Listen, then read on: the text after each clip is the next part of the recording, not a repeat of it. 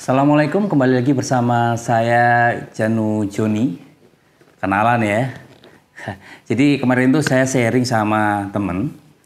Ternyata orang kalau ngelihat video di YouTube itu belum tentu orang yang lihat ini kenal dengan yang punya channel atau kenal dengan siapa yang di dalam channel itu. Nah makanya sepertinya penting kalau di awal video itu harus menyebutkan nama dan memperkenalkan gitu.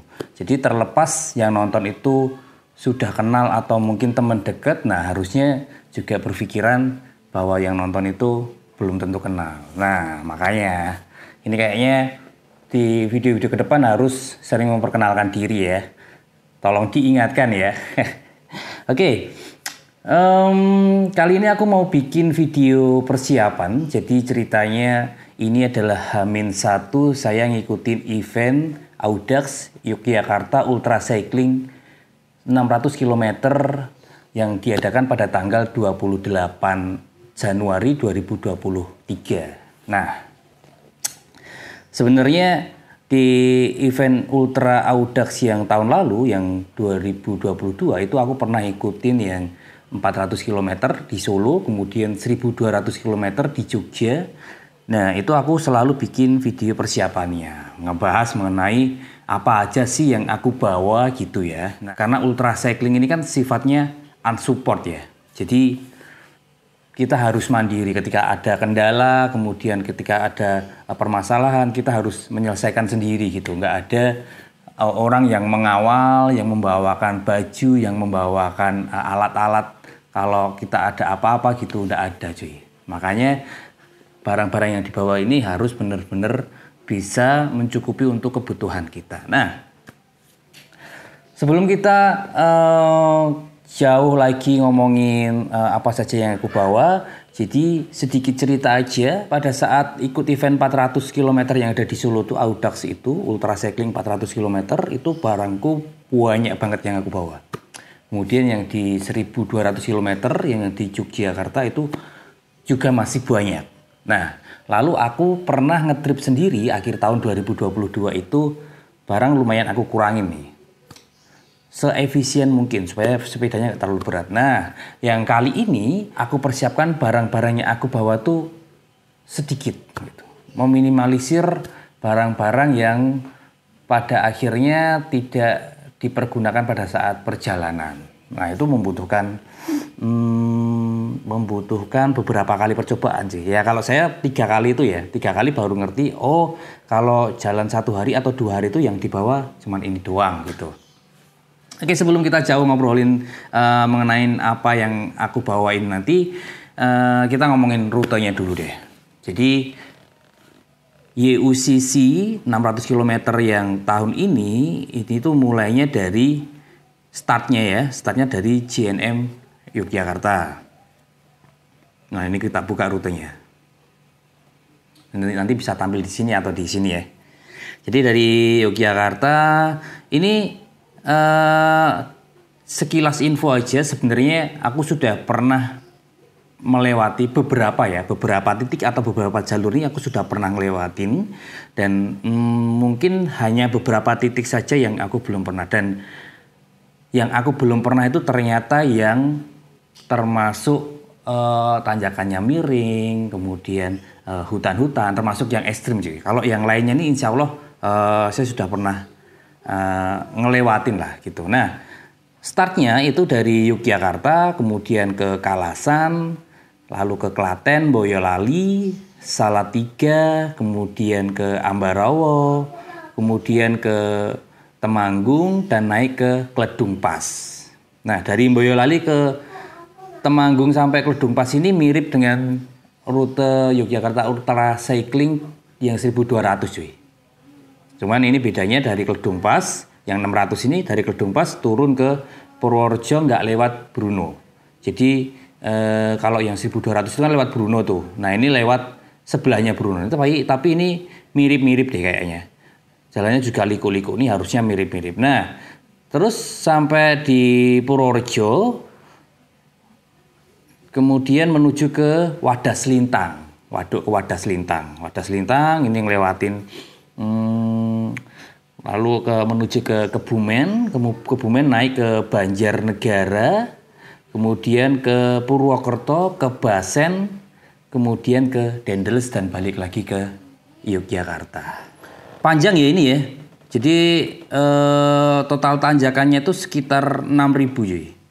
Biasa ya kalau event ultra itu biasanya memang 100/1000. Artinya 100 km itu total tanjakannya 1000 mdpl gitu. Jadi kalau 600 km ya bisa diperkirakan harusnya total tanjakannya 6.000 meter gitu ya. Oke, langsung aja kita bedah barang apa aja yang dibawa ya. Ini benar-benar super sedikit ya menurutku sih daripada yang saya bawa di event ultra sebelumnya. Nih ya, ini jadi saya bawa bibnya satu dari PVR. Thank you banget PVR sudah selalu support. Kemudian ada windbreaker ya, jaket nih dari PVR juga. Ada base layer 1, lalu bib yang pendek, jersey-nya 2, vest-nya 1. Ini tadi tuh bib yang panjang cuy. Nih, bib yang panjang. Jadi saya pengen ngerasain kalau ultra cycling nu pakai bib yang panjang tuh rasanya gimana sih gitu. Semoga aja aman semua ya. Ini saya bawa kaos kaki 4 ya. Yang warnanya hitam 3, putihnya 1. Karena kemarin yang pas 1200 itu kaki saya melepuh cuy. Jadi semakin kesini tuh saya semakin concern sama kondisi kaki ya. Supaya tetap nggak terlalu lembab, kalau kehujanan apalagi, dan nggak terlalu basah. Berarti ketika nanti pas hujan langsung harus ganti kaos kaki, hujan harus ganti kaos kaki. Terus saya juga dibawain Dr. Wahyu ini plester buat kaki. Ini bisa menahan gesekan ya. Katanya sih seperti itu, menahan gesekan. Nanti kita coba. Lalu sarung tangan saya juga cuman bawa 1 doang. 1 cycling cap nanti pakai punyanya si Audax-nya.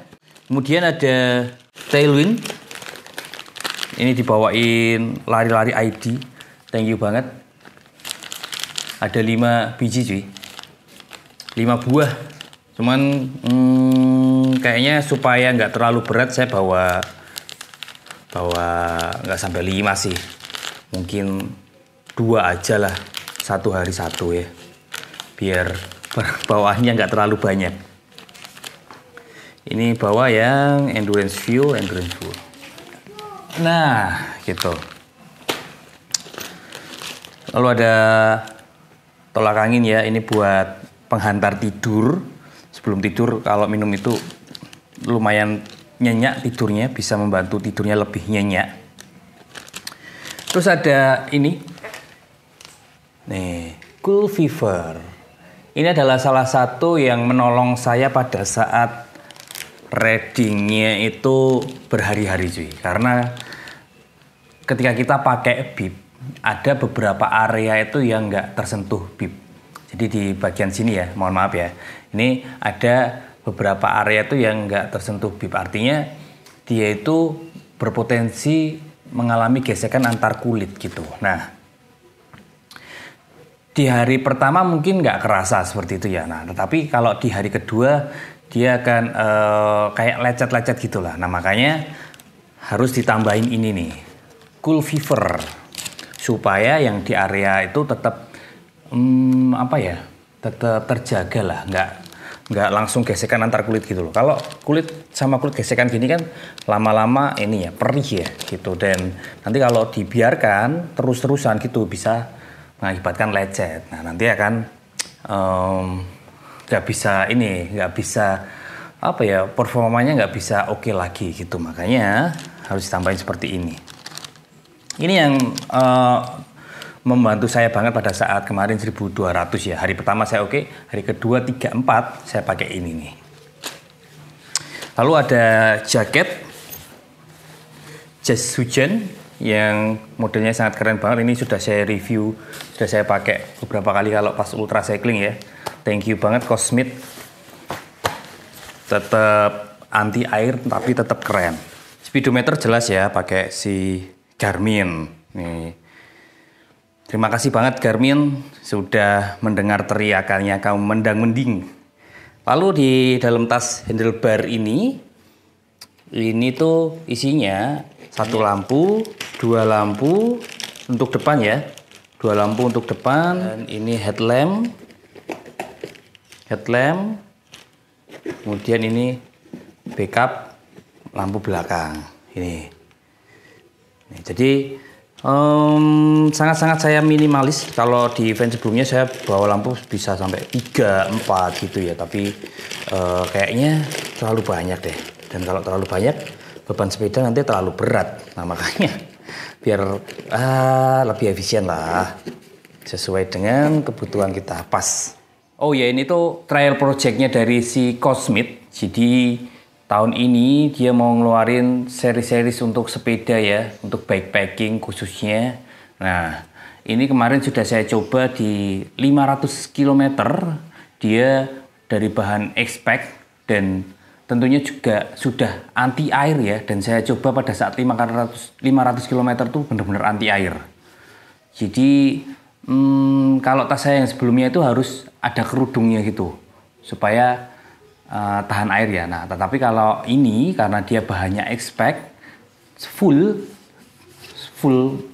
membulat X-Pack gitu, maka dia anti air sih. Jadi sudah nggak ribet lagi. Lalu di sini biasanya saya isi GoPro ya. GoPro saya bawa 1 aja lah. Terus ada tripod kecilnya. GoPro sama tripod kecilnya. Terus di sini ada bar sama strap gel. Ada strap gel sama strap bar. Thank you strap. Lalu ini di frame bagnya ini yang sebelah kanan nih yang agak luas ya. Ada ban dalam 1. Kemudian ada lap buat ngebersihin sepeda. Seperti yang sudah pernah saya sampaikan bahwa kotoran atau pasir-pasir yang ada di wheelset kan bahaya ya. Jadi harus segera dibersihkan. Kemudian ada ini apa ya? Ini saya kumpulin jadi satu alat-alat buat ngecas gitu.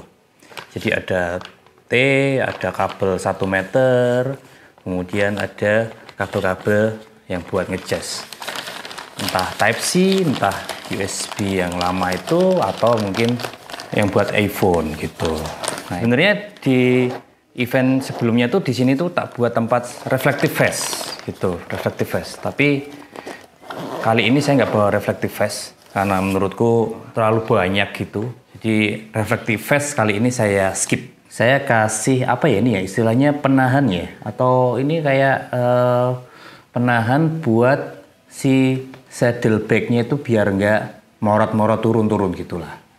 Ini sebenarnya bawaannya dari reflektor lamp itu yang bentuknya kayak lampu tapi dia reflektor doang, nggak ada cahayanya. Dia cuma membalikkan lampu. Terus saya copot ini tempat reflektornya. Nah ini saya fungsikan sebagai buat penahan tasnya ini supaya biar nggak melorot, Nah lalu di bagian frame bag yang sisi sini ini yang sisi yang ini ya, yang kecil, saya bawa toolkit buat cungkil ya, buat cungkil sama beberapa kunci L. Kemudian ini serep buat remnya, harus bawa serep. Lalu ada alat mandi ya, jangan sampai nggak mandi sih. Ya kita di jalan harus selalu bersih ya. Lalu sabun, dan ini buat pelumas rantai, thank you banget, squirt dan PYJ chain ya. Lalu ada ini kalau ini buat wajah supaya nanti kalau pulang-pulang istri dan anaknya nggak pangkling. Lalu di top to bag ini rencana saya mau tempatin buat handphone. Ini saya kasih busa ya, karena pengalaman kalau handphonenya langsung ketemu sini tuh getarannya kencang cuy. Sebenarnya ini udah ada busanya sih, cuman kalau dikasih busa lagi kayaknya lebih empuk aja gitu. Top to bag Ini sangat membantu ya. Dan dia juga anti air. No, zipnya anti air. Ini benar-benar anti air, sudah aku coba. Ini lampu belakangnya saya bawa 3 berarti ya. Tadi yang ada di tas 1, 2, 3. Biar nggak ngecas aja sih. Jadi nanti nyalanya gantian gitu. Lalu kalau ngomongin ban, saya pakai ukurannya 25. Ini sudah nyaman, sudah cukup. Lalu informasi aja, jadi beberapa bagian dalam frame ini aku stiker ya. Karena pengalaman kalau frame ketemu dengan tas, kemudian dia terjadi pergesekan, lalu terkena cuaca hujan, panas gitu, bisa membuat catnya rusak cuy. Nah, maka dari itu area-area yang bersentuhan antara tas dan frame itu aku kasih stiker. Kemudian ada stikernya nih. Ini juga ada stikernya. Ini ada stikernya juga. Terus mana lagi ya? Tadi yang di atas tadi juga ada. Ini juga ada stikernya. Ini juga ada stikernya. Nah, lumayan banyak.